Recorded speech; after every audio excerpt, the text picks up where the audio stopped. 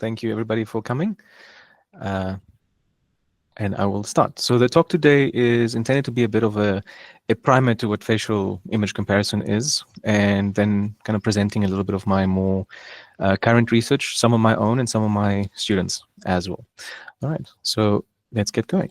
So for those who are not quite aware what we are discussing when we talk about facial identification, it is an application of different methods that include various things. A lot of it has been attempted to be automated as well, but the main goal around a lot of it is to protect society, and that can be done through, for example, exposing identity theft, which is done on a very regular basis through screening and access control, for example, at passport control, or when you're doing a big withdrawal from your bank, for example.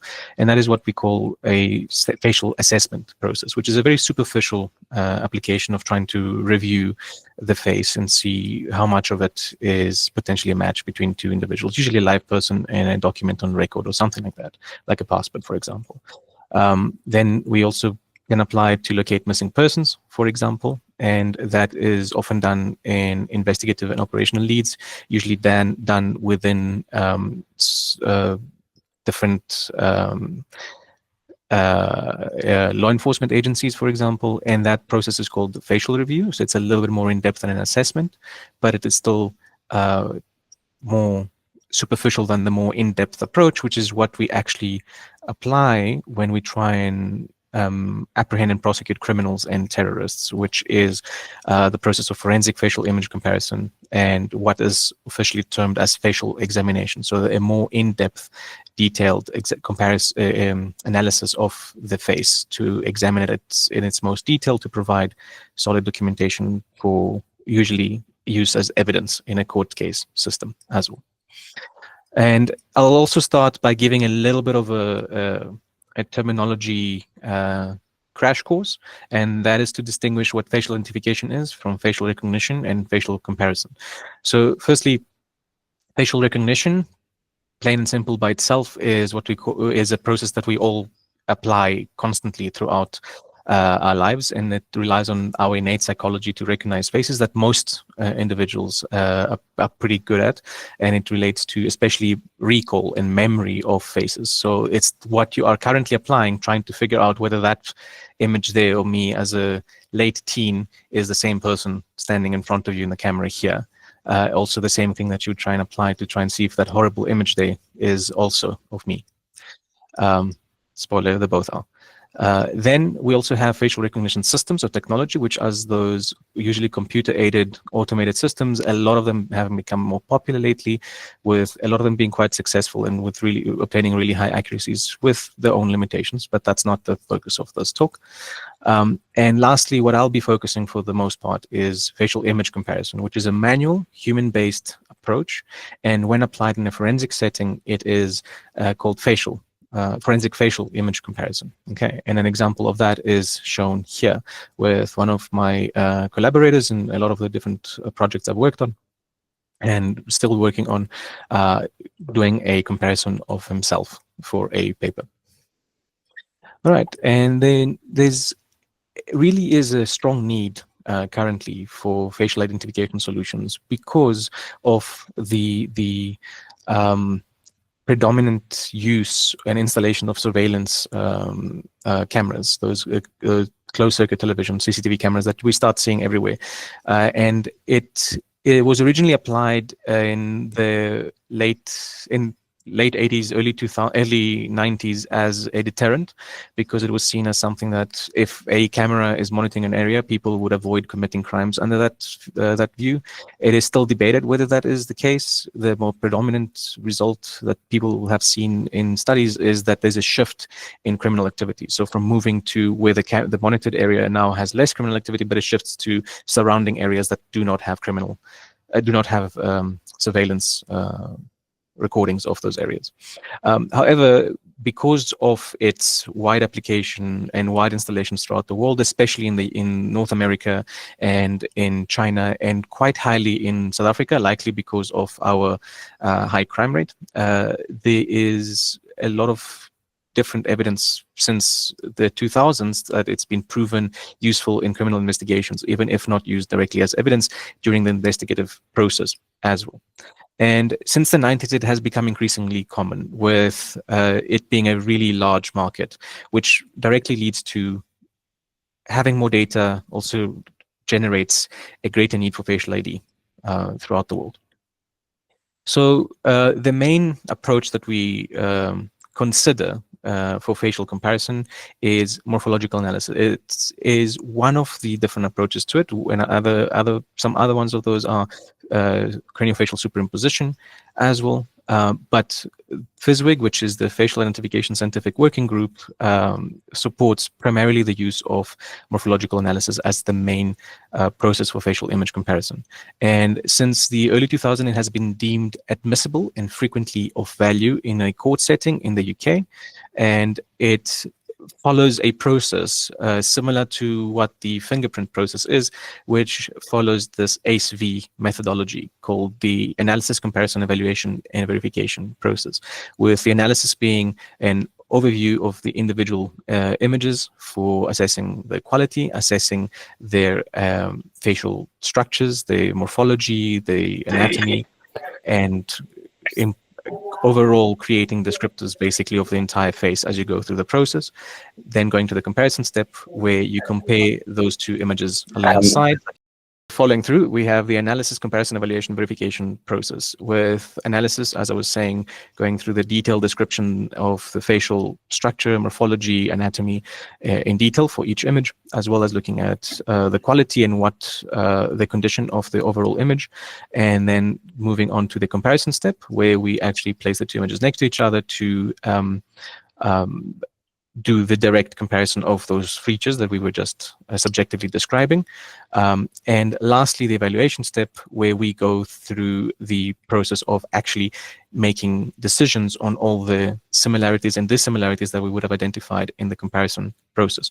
So in this example that you see here, in the evaluation step, I would be deciding if there's any reason to think differently of any of the different tagged facial components that I've got tagged here. So for example, in this case, number 1 that is red is supposed to represent a feature that is mismatching or not similar. And in that case, I'm just using a general point of the face to indicate the skin color, because the skin color is slightly different between the two images. However, I can, in the evaluation step, pretty confidently say that this is likely because of the differences in lighting conditions between the two images, which would allow me to exclude that as a difference and allow me to then evaluate everything else as being truthfully similar between the two images and coming to a conclusion of this most likely being the same person. Okay. Which is a lot easier in this context that you see here, because firstly, I know myself, but also because secondly, they're both relatively high quality and quite clear images of the face. Even though there are some minor differences in expression, for the most part, it's very direct and easy to do a comparison like this. However, at the end of this process, there's a verification step where a secondary analyst would undergo the same procedure. They would review the two images and follow the same ACE steps to verify whether the first analyst would have the same whether they would obtain the same conclusion as the first analyst. Throughout this process, everything is intended to be fully documented. It is a forensic application for the most part. So as a result, it means that it does require all the steps being fully documented and quite extensively. And this also is a procedure that requires extensive training, that including from anatomy training to some basic image science understanding, and also training on how to actually conduct the comparison following the FISWIG guidelines for ACE-V, but also the FISWIG guidelines and the FISWIG feature list, the Facial Identification Scientific Working Group's feature list. All right, so as part of my PhD work, what we did with Prof. Steyn and Prof. Prius, we worked on actually validating the use, the process of morphological analysis following these ACE-V steps, following FISWIG's procedures in different conditions, because it hadn't till then been tested extensively. It had been tested without those feature lists and without those that extent of guidelines, which were a lot more recent. And by recent, I mean it's still about 12 years for some of the earlier documents to maybe 15 years, with a lot of the research coming out being before that. So they hadn't this more detailed support for facial comparison. All right. So in the late 2010s, we compared across different conditions the validity of it. And I'll go through each of them now, just to show you a little bit of as a background of how how it performed across different conditions. So looking at the same scenario that you were looking at earlier, we have wild-type images that are pretty high quality, but at a greater distance, and a mixed background image that is typical of what someone with a good camera would be able to capture in the wild. And they were contrasted to standardized photographs that were taken in a controlled setting meant to simulate the setting that for example, a police officer would take an image of at a police station of a potential suspect for a case. And then we did a series of comparisons across 750 comparisons specifically, and out of those, the chance-corrected accuracy came to 99.1% for this quality of images, which is, again, a very high quality, and also it had really low reliability errors. So in fact, we had agreements of 93 and 92% between both internally and between observers for this. And in fact, we had 0 false positives and very low false negative rates as well throughout it. And this shows in an ideal setting that facial comparison by morphological analysis can be really accurate and really reliable. However, once we start looking at slight changes in conditions, looking at CCTV cameras, but still in a more ideal condition, we see the accuracy starts dropping a little bit. We start having a few false positives, and reliability starts dropping a little bit as well. And as we continue moving to different conditions and using a similar camera, but at a greater distance, which was installed at 3 meters, height and had a roughly 3 meter distance to the face, we can see that the accuracy still continues dropping, some increase in false positives, massive increase in false negatives, but we are more willing to accept false negatives compared to false positives in a forensic setting, of course, and a slight decrease in reliability, but still not too bad. Moving on to some additional conditions in the same condition of CCTV, even though in this specific image there was a bit of data corruption going on with sunglasses, you can still see that the accuracy was still high. This is not an example, the ideal image for the quality. There was a bit of corruption going on here during the data transfer, but the accuracy was still relatively high with sunglasses on, even in the standard CCTV. However, when we add caps to the mix, accuracy drops quite significantly, as they obscure quite a large amount of the face, both physically but also with shadows. And if we move to the lowest quality of images possible that we could extract from our local CCTV systems in the university, we see that a chance-corrected accuracy was 33%, which is really, really horrible. And to be honest, I'm actively surprised at how I even managed to get that accuracy, considering that I can only basically tell that this is me because I know it's me, because the entire image is about 30 pixels, as you can see. All right, so taking that further, now that I've had sort of validated its use in different settings, I was expanding this by looking at how image quality is actually playing a role, and trying to do that by doing both qualitatively, but also trying to quantify aspects of it. And I'll speak a little bit to this first from a recently published paper that I published last year, and then I'll also speak to one of my master students' work, Ms. Nelly Martina, who is actually in the audience today, and some of her recent work, which was looking at improving performance of facial comparison by trying to use a classification scheme, which is not what the current approach is. And I'll be speaking a little bit on that as well. The overall goal of these two projects were to improve the defensibility in a medical legal setting of facial comparison specifically, but eventually be able to apply these improvement through training as well. And I'll speak a little bit on that as well. Right, so starting with the image quality testing, the data set I used was the same data that were used for the validation study that I showed you earlier, in which were comparisons done as 1 to many, 1 to 10 specifically, with these being the actual outcomes for each of those comparisons at the end. From these, the target images were extracted from the footage, for example, like this, and they were then cropped into rectangles to the closest pixel to the face, head, and neck area, so that we had individual images like this. In doing that, then, and this was done through MS Paint, very simply, just so it was something that can be applied by anybody with a Windows computer without requiring any specialized software, such as Photoshop, that not all agencies might be willing or able to afford across the world. And this was then also repeated both for intra and inter-observer error confirmation, and we saw near perfect to perfect agreement for all these crops of the face. Then these crops were looked at firstly with a semi-quantitative scoring that was adapted from Schuler and Obertova's book in 2020, and incorporating some of the FISWIG, the Facial Identification Scientific Working Group's feature list into it by looking at specific features in each subcategory of quality.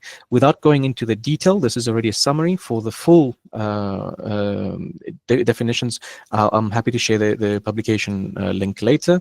We had a 6-point system, which was from optimal to insufficient quality, going from how much of the area is obscured, or both physically or by artifacts or anything like that, and also how much detail could be seen at a small scale in those images. And it went progressively worse to the point where we had a large majority of the face being obscured, with very few facial features being able to actually be considered for evaluation. Okay. Then for the quantitative aspect, what I did was I was looking at specifically resolution and exposure, and this was done through looking at the face-to-image pixel proportions. So basically getting a ratio of how much of the overall image was made up of the face, because that was a better representation than the raw resolution of the entire image in terms of the actual face resolution, basically. And then also looking at the proportions or ratios of over and underexposed pixels in each image. And this was done by extracting the histograms that you see here an example of those images, and by deciding that the first few bins here representing the darker pixels, and the last few bins here were grouped together into what is considered under and overexposed, and calculated into ratios across the total number of pixels in the image. And this was done through some ImageJ macros that I coded, and they're available if you are interested in applying them yourself on the grayscale histograms here through Fiji or ImageJ. Okay. Now, looking at some of the results from this, starting with the qualitative scoring or the semi-quantitative scoring, I ran some logistic regression models to try and see how good predictor the scores were of whether the matches ended up being correct or incorrect. So if we look at a score 1 and 2, those came up as significantly associated or good predictors of correct matches, because the coefficients were strongly higher than a -1 in this case, because negative went towards being correct. And the modeled prediction accuracy was 86%, and its precision was 96%. So it was consistently pretty good at predicting whether quality scores were good indicators of correctness. And in fact, what was also very indicative of an image not being able to be classified accurately was a quality score of 6, which you can already imagine would mostly go to all the analog images from before. And you can see how strongly how much of a good predictor of incorrect matches that was. Then looking at the face-to-image pixel ratios, we had, as expected, a significantly higher amount of facial pixels in the eye-level cameras and the wild-type photos, because the face was much larger component of those images. And in fact, the accuracies in those two sets also tended to be higher. And as also kind of expected, we also tended to see that both true positives and true negatives were more associated with higher face-to-image pixel ratios. Excuse me. But what I think is the more interesting results for this specifically is the exposure ratios, because this is information I wasn't really expecting to see during this study.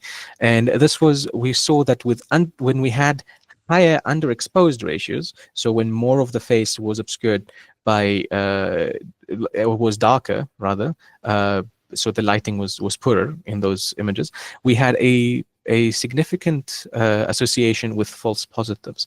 So false positive outcomes were more often associated to underexposed images. And we saw the opposite effect with false positives being negatively associated with overexposed pixels, and false negative outcomes being positively associated with overexposed pixels as well, which was not something I was expecting, to be honest.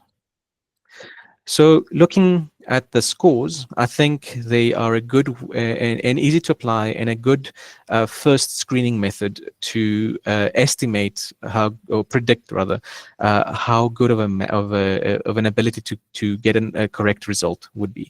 And this is something that I would strongly suggest be employed as a baseline process during image triage or the analysis step of the ASV, depending on how each agency incorporates quality assessments. And this is something that is in alignment with both what the European Network of Forensic Science Institutes recommends with an image triage, and FISWIG incorporating quality into the analysis process. And I think this is important because not only can it save resources in terms of physical time from a probably understaffed department that can actually now redirect the employees' time towards more likely possible correct matches than spending time in possibly incorrect matches because of poor quality, but also can reduce the amount of false outcomes that can arise from this. And in doing this, I think it's also a good way to reduce the risk both for a target or a suspect that may have been seen in an image, because in that way they can, it's less likely that we'll have a false positive basically, but also reducing the risk for an expert, so that if they are testifying in court, they don't end up risking their credibility because of images that happen to be poor because of circumstances outside of their control. And this is something that quite a few agencies have already taken into consideration. So, for example, a few colleagues of mine from the Danish National ID Center already incorporate in their systems, in the processes, some form of a image quality scoring approach. And I think that should be applied more widely. Looking at the actual quantitative data, looking at the pixel and exposure ratios, one thing I can relatively confidently say is that if a face-to-image pixel ratio was higher than 6%, that highly reduces the risk of false positives and of false negatives at the same time. The main problem, and I'll speak to that here, is that we didn't have any images in the range between 6 and 1% of the image, which is concerning, because then I can't really figure out what the exact threshold would be for what is too low between the two.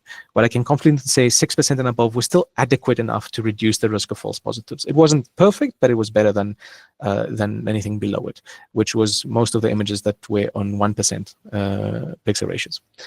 This is actually less strict than the latest European standards, the ISO 62676. And what Damianowski in his CCTV from Light to Pixels book recommend, where they recommend a minimum of 250 pixels per meter of the actual individual for facial identification, which is broadly what would fall closer to facial review in the context of what I was explaining earlier. But they would actually recommend a minimum of 1,000 pixels per meter of the person's physical height for a facial inspection, which is equivalent to the examination process. So this is a lot more conservative than what these results show. So I think we can actually accept a little bit less than this, but I wouldn't go below 6% as a face to image pixel proportion. Then what I think, again, is the more interesting result is the fact that false positives were really associated with underexposure here. And originally, I didn't quite understand why, but I think a big reason of it is likely because when an image is underexposed in parts of it, both because possibly of contrast issues, but also because of just less light in a specific area, we tend to make assumptions on what we can almost visualize, see in those areas that is a little bit underexposed. And as a result, I think that may be why we tend to make what we believe are educated guesses instead of rather excluding reviewing a specific feature part because of possibly too little light being in that area. And I think in the same way, false negatives tended to be associated with overexposure because in that case, if an area is so overexposed it is almost entirely white, you cannot actually see what's behind that overexposed area. And because you can't see anything behind that overexposed area, we're more likely to just exclude considering that part of the face, which then makes me wonder if, since the database that I tested this on is made up of Black South Africans, if I tested that in a white population, would I still see the similar effects with false positives and false negatives? So I'm actually wondering whether skin complexion plays a role in how under and overexposure may be affecting our false positives and false negative rates. And what I also think is that there's a lot of additional factors to consider that I didn't cover in this little project, and that includes overall lighting quality, and not just what's over or underexposed, but the consistency of the lighting, but also looking at the contrast between the actual subject and the background, because certain backgrounds like this individual with camo pants behind me, they can create confusion and false edges and false impressions with the subject, but also how the angle of incidence can play a role. How much of the face is obscured because the camera is actually sitting at a slightly higher position. How many features are changing morphology slightly because of how the camera is positioned as well. For example, my nose doesn't look that broad in a normal anterior view, but from a high position like that, and with the facial expression I'm pulling here because of the sunlight, you can see an alteration in that. We can also then consider factors like any blurriness or artifacts forming during transfer of the data over IP cameras, but also any form of distortion that may happen, which a lot of the time might not even be obvious. Like in this case, it looks like this image looks relatively good quality, relatively consistent, but there is quite a pronounced asymmetry on the face on my left side, which is the right side of the screen. And if you look at the full image, you can actually see that there's a bit of distortion going on this side of the image, and that's because I'm slightly off center from where the exact focal point of the camera is, which means a lot of the time, especially if we're cropping images, we might not be able to see the actual full extent of distortion that may be affecting the face. So I think these are factors to consider in other studies that look at image quality. Now, moving on to some of Nelly's work, which is looking at a classification scheme, which is something that hasn't been looked at in quite a while in the field, and for a relatively young field that I would say it's between 25 to 30 years old. I think it's over 10 years is quite a while. And the main point of contention is there's a bit of a debate between what is a preferred option, with it being a feature list versus a classification scheme. A feature list is a set of features that are meant to be used as a guideline. So you follow these instructions to follow which features are you looking at through the analysis process, and which features are you comparing, and which details and which descriptors are you using for that process. That is currently the accepted and predominant way of doing facial comparison, which is everything I've spoken up to now. That's how it's conducted. And these have been shown in psychology papers to improve face matching accuracy, even in untrained individuals, but even more so with trained individuals as well. However, the main reason why we rely on feature lists primarily is because in the past, classification schemes, which are systems where you have a series of definitions for each component or each specific detail of the face, where you classify whether, say, and I'm going very broad here, whether a face is oval, round, elongated, square, anything like that. Those are an example of classification schemes. The last time something like that was tested, they have found quite high inter-observer error and quite high intra-observer error rates. And this was the DMV Atlas, which was named after the 3 cities involved in its development. And compared to the rates of accuracy from the previous, the reliability rates from the previous set of studies that I mentioned, from the facial identification feature list, you see how intra and inter-observer agreement is sitting at 93 and 92% for photos, and 80 and 74% for CCTV images. And which we see here already, there is an effect of the quality of the image already, as CCTV does already decrease the reliability of the data, even in a featureless system. However, even though it works really well and it has been used for many years, there are some limitations of the FISBIG list, feature list approach, and that is because it applies this systematic approach, but it also is quite subjective in its application, because the analysis step, an analyst or a practitioner follows through a system of very subjectively assigning descriptions, which generally by expert is not considered a concern that it's subjective, as long as people are consistent within themselves in what subjective descriptions they end up using. But because of the structure, it makes it harder to defend statistically in a legal setting. Even though it has been defended in many cases worldwide and in South Africa, it still does bear the question of, can we bring this into question because of how subjective it is? So our proposed solution has been an in-depth classification scheme called the WITS Facial Classification Scheme, WFCS for short. And that's what I'll be calling it throughout the rest of the presentation. So for this, we took a subsection of the same sample from the previous studies. Again, the same setup with one target with 10 control potential images from the WITS face database, and with a total number of individuals included in the study population being about 1,000 individual photos, 1,100 across all the comparisons. And the way this was done was by doing a one-to-many holistic facial review. So any immediate mismatches were excluded. Any very confidently strong, obvious mismatches were excluded out of those 10 comparisons.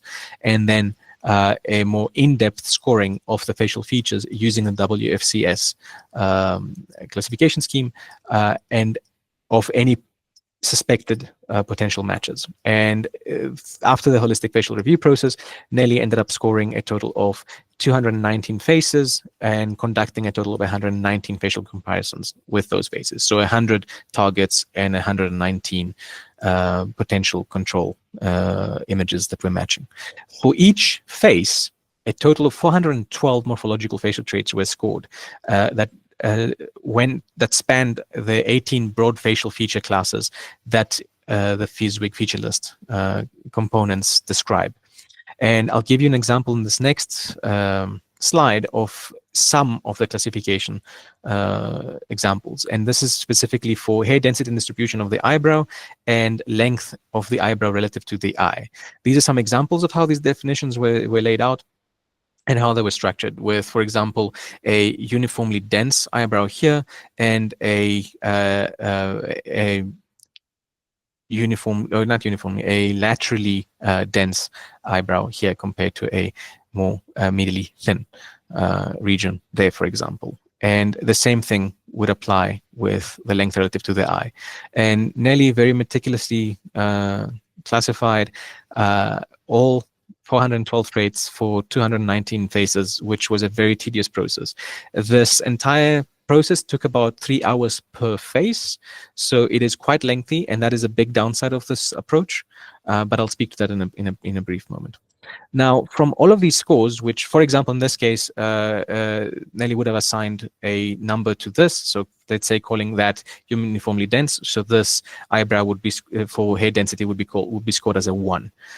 Then all of those scores were used to compute two ways of doing the comparisons without actually physically putting the faces next to each other.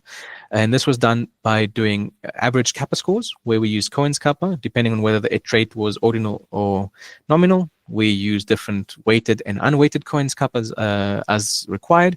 Then these were averaged across the entire face, and then the two scores were averaged between each other. As a way to see if there was agreement between the two potential faces that should be potential matches. Then a second approach we used was to create composite facial comparison scores. And these were two computations. One was a face score, which is FS here, which was the sum multiplication of all the trait scores, multiplied as weighting factors its intra-observer error and its inter-observer error for each specific trait. So that was a way to decide the weighting of how heavily each trait is represented in this face score based on how reliable the scoring was for that specific trait. That was the idea behind this formula. And then to make this into a comparison score, which is what CS is here, we took the face score, so FS, from a target face and minus the face score from a control image, and then got its absolute value out of it, so that we had a specific comparison score. And ideally, a comparison score of 0 would have indicated that this person was the same person, because it meant that the scores were identical. And those were the two ways we approached the statistical analysis for how to do the classifications. Then looking at reliability, if we compare intra and inter-observer reliability across different studies, we can actually see that the DMV Atlas, inverting its error rates into agreement rates, we see it's 81 is outclassed by almost everything.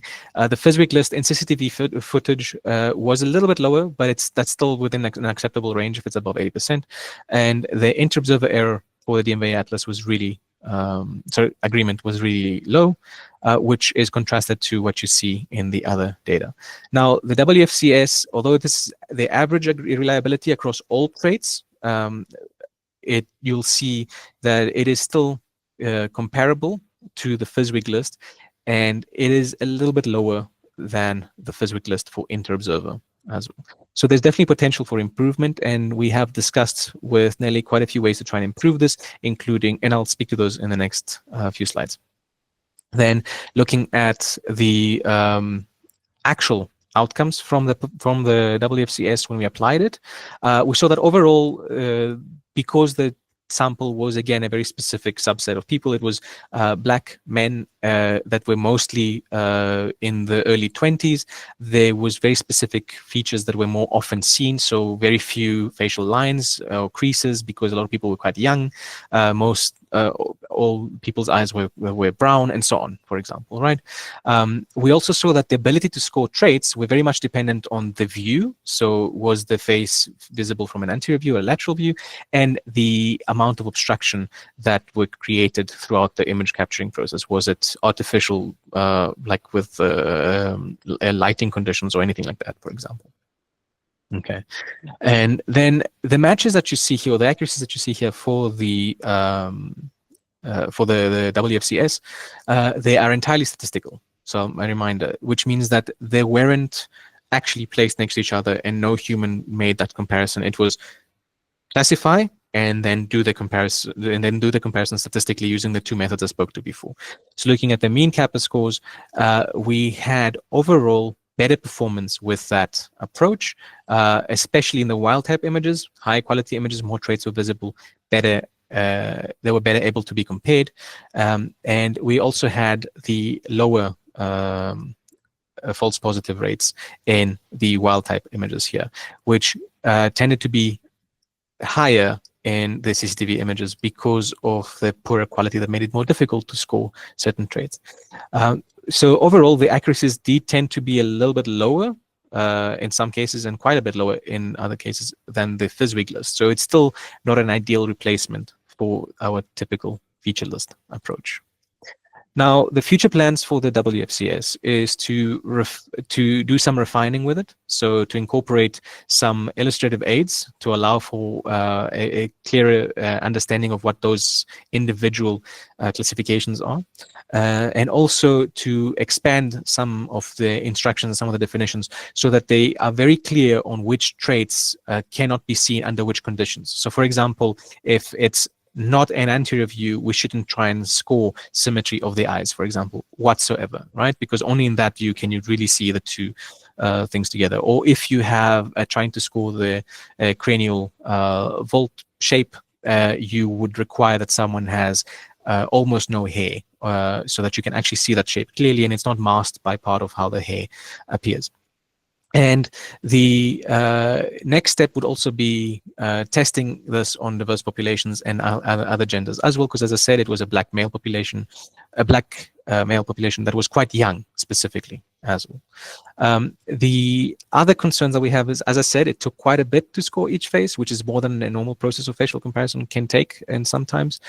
So we need to find alternative ways to reduce the scoring. That's might be so hopefully through some way of creating a user interface that's a little bit more user-friendly than doing this as manually as we were, but that's a little bit further down the line. And then also looking at incorporating it into the decision-making process for facial image comparison instead of just using it as a replacement. More adding it more to add to its statistical defensibility rather than only use it instead of the traditional feature list. And lastly, I also think that there might be value for training in applying this, because through applying this, I think someone will get a lot more comfortable in the ways to describe facial morphology and hopefully create more consistency internally if we learn those classification systems. And that would be interesting to look at and test the differences in proficiency, reliability, and confidence across different training regimes, some with classification schemes versus none.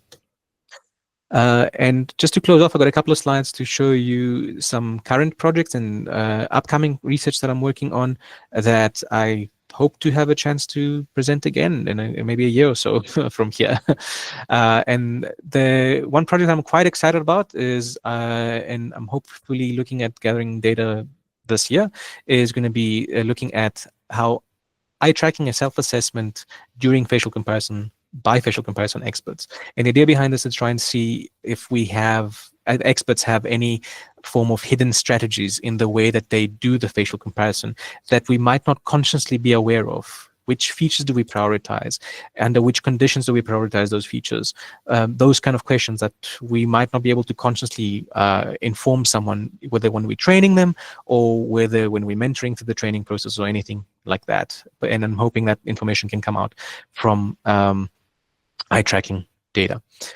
Then some other work is from my postgrad students. I have Mr. Artem Markov, who is looking at facial comparison in relation to decomposed faces. He'll be looking at mortuary bodies and how those bodies decompose in a medical legal mortuary. So to do 3D scans and look at the changes that the faces undergo, to then try and conduct comparisons across faces that are decomposed to faces before decomposition. And this is intended to be of use for victim identification when we have partially decomposed faces and trying to identify what that individual, who that individual looked like before the decomposition process. If there's, say, images from family members or missing persons information and so on.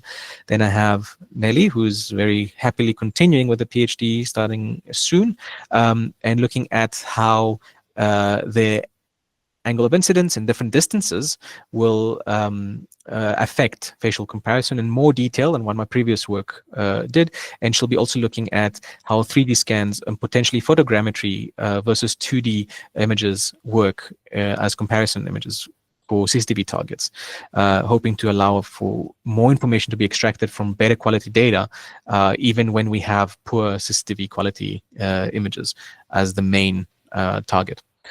And then we also have Miss Jessica Gavin, who is also doing a PhD looking at a smile profile identification study. And she's also going to be starting data collection soon and looking at trying to use people's smiles to see how the anterior dentition can be matched, again, for mainly victim and missing person identification applications.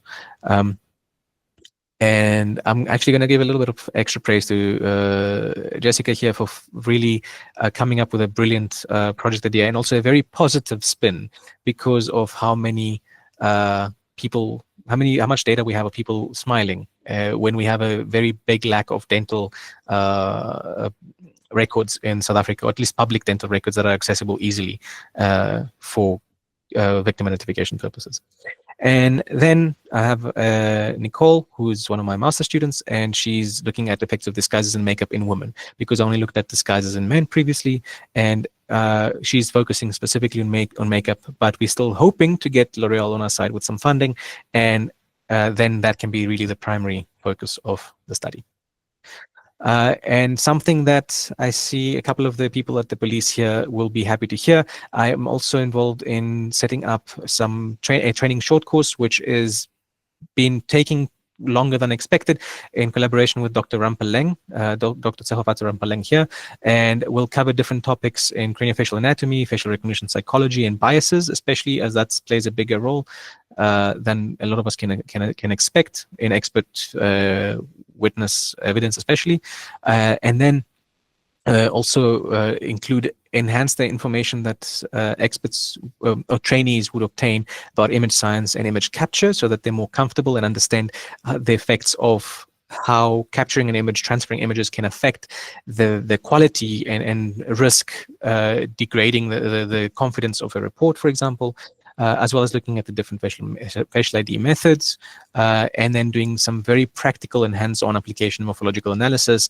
and all enhanced by testing on and assignments on both anatomy and the facial comparison process, which I think is something that's lacking and not allowing for a fully accredited course with competence and not just attendance, which I think is what some of these courses tend to have.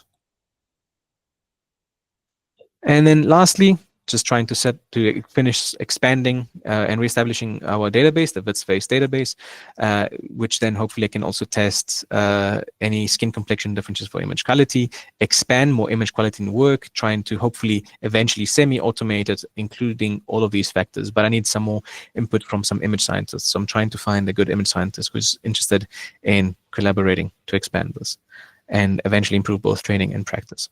And with that, thank you very much, everybody, for your time, and just want to show you the importance and value of image quality.